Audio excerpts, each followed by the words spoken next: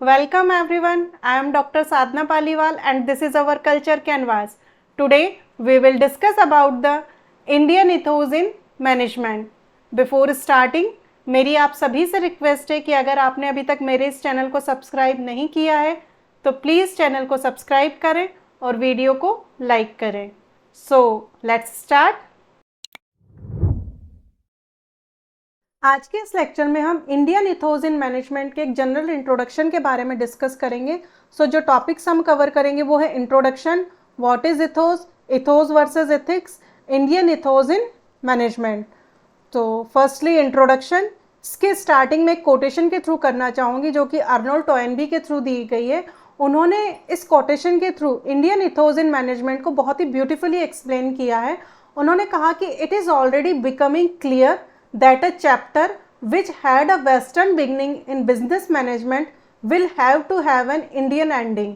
When the world adopts rich thought of Indian ethos and wisdom, if it is not to end in the self-destruction of human race. यानी कि business management का एक ऐसा chapter जिसकी जो starting है वो वेस्टर्न कंट्रीज़ में हुई है, लेकिन उसकी जो एंडिंग होनी चाहिए वो इंडियन एंडिंग होनी चाहिए, गुड एंडिंग होनी चाहिए. और ये तभी पॉसिबल है जबकि वर्ल्ड के सभी ऑर्गेनाइजेशंस जो हैं वो इंडियन थॉट्स, इंडियन इथोस और इंडियन विजडम्स को वो अडॉप्ट करेंगे. और अगर हम ऐसा नहीं करते हैं, अगर हम चाहते हैं कि ह्यूमन रेस, जो ह्यूमन सोसाइटी है उसका सेल्फ डिस्ट्रक्शन ना हो, उनका आत्मविनाश ना हो, तो उस कंडीशन में हमारे लिए बहुत ज़रूरी हो जाता है कि एज अ बिजनेस मैनेजमेंट में हम इंडियन इथोस को इंक्लूड करें. Next, according to Swami Vivekananda, ethos एक ऐसा आइडिया है जो कि हमारी ऑनेस्टी, इंटीग्रिटी और मोरलिटी पर बेस्ड है. Now what is ethos? So firstly ethos एक ग्रीक वर्ड है जिसका मीनिंग होता है मोरल कैरेक्टर. इट मीन्स कि आपका नेचर किस टाइप से है, ठीक है, जो कि आपके बिहेवियर में रिफ्लेक्ट होता है. As a individual, as a group और एज अ ऑर्गेनाइजेशन के रूप में, एज अ आपके fundamental values, belief system and आपकी पर्सनैलिटी को जो रिफ्लेक्ट करता है वही हमारा इथोस है. इन शॉर्ट अगर हम बिजनेस कॉन्टेक्स्ट में बोलें तो इथोस जो है वो आप एक ऑर्गेनाइजेशन का मोरल बैकबोन है जो कि उस ऑर्गेनाइजेशन या उस कंपनी को, उस बिजनेस को एक गाइडेंस प्रोवाइड करता है उनके एक्शन लेने के लिए, उनके बेटर डिसीजंस में, और अदर कंपनीज और ऑर्गेनाइजेशंस के साथ में उनके किस टाइप के रिलेशंस मेंटेन होंगे या उन्हें करने चाहिए, इसके लिए वो उन्हें एक प्रॉपर गाइडेंस प्रोवाइड करता है. फॉर एग्जाम्पल अगर हम कहें कि कोई भी कंपनी है, उसकी एक मोनोपोली है या वो इस चीज़ में बिलीव करती है कि हमें प्रॉफिट से ज़्यादा अपने जो एम्प्लॉयज़ हैं और अपने जो कस्टमर्स हैं उनके साथ में लॉयल होना है और उनके साथ में उनके वेलफेयर, सोशल वेलफेयर से रिलेटेड वर्क करना है, तो उस कंडीशन में क्या है, ये उनकी उस ऑर्गेनाइजेशन की कुछ अपने फंडामेंटल वैल्यूज़ और बिलीफ सिस्टम्स हैं. According to Oxford advance learner dictionary, ethos is a set of believes and ideas. ठीक है, उन्होंने भी यही कहा कि इथोस क्या है, आपके आइडियाज़ और बिलीव्स का एक सेट है जो कि पर्टिकुलरली किसी भी पर्सन और किसी भी ऑर्गेनाइजेशन के उनके सोशल बिहेवियर और रिलेशनशिप्स को रिफ्लेक्ट करता है या उस पर वो बेस्ड है.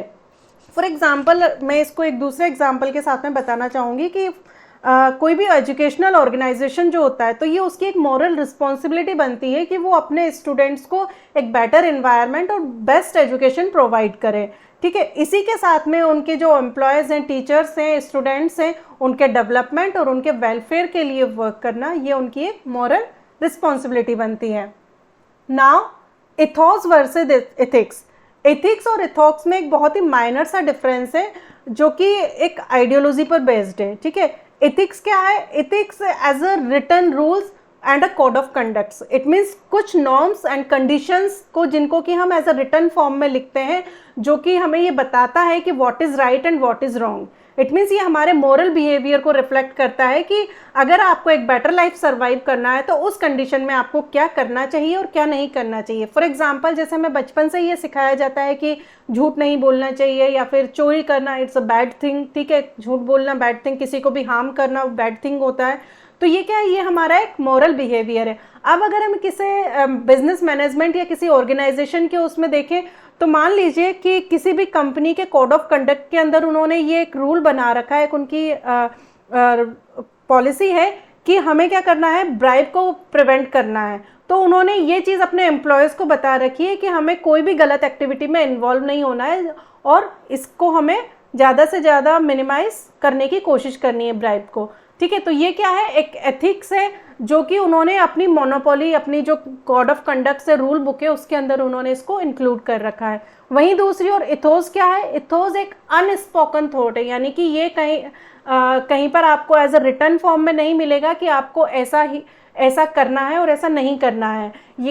ये आपका कैरेक्टर, आपका जो इंटरनल कैरेक्टर है उसके ऊपर बेस्ड है।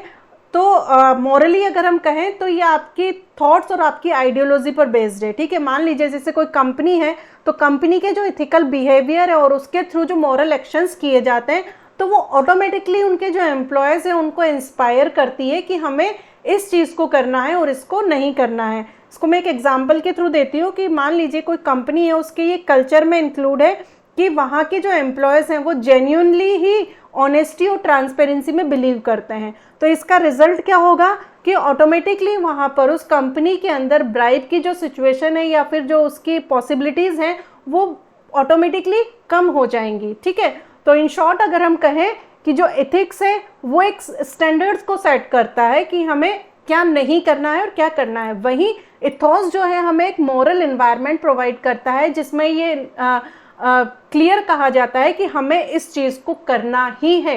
ओके, तो ये एक नेचुरल स्टैंडर्ड्स को ये हमें सेट करके देता है। Now what is the meaning of Indian ethos in management. ठीक है, तो इंडियन इथोस को हम एक नेशनल इथोस भी बोलते हैं क्योंकि ये जो हमारी एंशिएंट इंडियन फिलॉसफी है उस पर बेस्ड है, तो इसीलिए हम इसे नेशनल इथोस कहते हैं। तो इन अ जनरल फॉर्म अगर हम कहें तो बंच ऑफ नॉलेज, ठीक है, एक ऐसी नॉलेज जो कि हमारा जो Indian rich and huge ethical systems है या फिर हमारी जो मॉरल फिलॉसफी है उस पर बेस्ड है। और उस पर बेस्ड होने की वजह से जो भी हमारी प्रॉब्लम्स होती है उनको किस टाइप से हमें सॉल्व करना है, इसका जो रूट होता है वो हमें फाइंड आउट करने में वो हेल्प करती है। तो इसे ही हम बोलते हैं इंडियन इथोस इन मैनेजमेंट। ठीक है, तो इसका जो बेसिकली हम कहें कि जो इंडियन इथोस इन मैनेजमेंट है, इसके जो प्रिंसिपल्स हैं, इनका जो सोर्स है वो क्या है, वो हमारी इंडियन फिलॉसफी एंड स्क्रिप्चर्स हैं, जिसमें कि हमारे वेदास, उपनिषद, भगवद गीता, रामायणा, ठीक है, ये सभी जितने भी हमारे वैदिक लिटरेचर है वो इंक्लूड हैं। और ये जो हमारा इंडियन फिलॉसफी है वो किसी भी ऑर्गेनाइजेशन और किसी भी कंपनी को एक वैल्यू बेस्ड एनवायरनमेंट प्रोवाइड करती है जो कि उसके बेटर डेवलपमेंट और लाइफ लॉन्ग स्टेबिलिटी में उसको हेल्प करता है। फॉर एग्जांपल, जैसे मान लीजिए कि हमारे यहाँ पर एक उसमें हम थॉट में बिलीव करते हैं सेवा परमो धर्म, यानी कि मानव सेवा ही सबसे बड़ा धर्म है। और इसी आइडियोलॉजी के ऊपर हमारा टाटा ग्रुप वर्क करता है।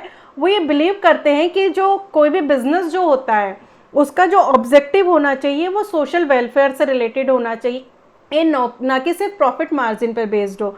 तो यानी कि वो सोशल वेलफेयर को फर्स्ट टॉप पर रखते हैं और अपना जो प्रॉफिट है उसको वो सेकेंडरी उसमें रखते हैं। ठीक है, इसी टाइप से आज के टाइम में अगर हम देखें कि जितनी भी बड़ी बड़ी कंपनीज और ऑर्गेनाइजेशंस हैं तो उनके यहाँ पर जो भी एम्प्लॉयज़ वर्क करते हैं वो उनके साथ में बायस्ड हुए बिना इक्वली ट्रीट करते हैं उनको। ठीक है, इक्वल अपॉर्चुनिटीज़ प्रोवाइड करते हैं उनके साथ में, उनको म्यूचुअल रेस्पेक्ट प्रोवाइड करते हैं, उनके कास्ट, उनके रिलीजन और उनके बैकग्राउंड को ध्यान में रखे बिना, मतलब उस बायस्ड हुए बिना वो उनको एक प्रॉपर और प्योरिटी के साथ में वो उनके साथ में बिहेव करते हैं। तो उस कंडीशन में क्या होता है कि आपका एक आइडियोलॉजी सेट होता है, प्लस हमारी जो मार्केट वैल्यू होती है वो एक फिक्स्ड होती है। आपकी एक जो इमेज बनती है मार्केट में वो एक गुडविल सेट होती है कि यहाँ पर एम्प्लॉयज़ के साथ में किसी भी टाइप का कोई डिस्क्रिमिनेशन नहीं किया जाता, उनके टैलेंट के बेस पर उन्हें अपॉर्चुनिटीज़ और प्रमोशंस दिए जाते हैं। ओके, इसी टाइप से हम कर्म योग में बिलीव करते हैं। ठीक है, कर्मा कि आप जैसा वर्क करेंगे आपको उसके बेस पर आपको उतना रिजल्ट मिलेगा। ओके, तो आज के इस लेक्चर में हमने एक जनरल इंट्रोडक्शन डिस्कस किया। अब इसके आगे का जो टॉपिक है basic principles of Indian ethos in management, उसको हम नेक्स्ट लेक्चर में डिस्कस करेंगे. So thank you all of you.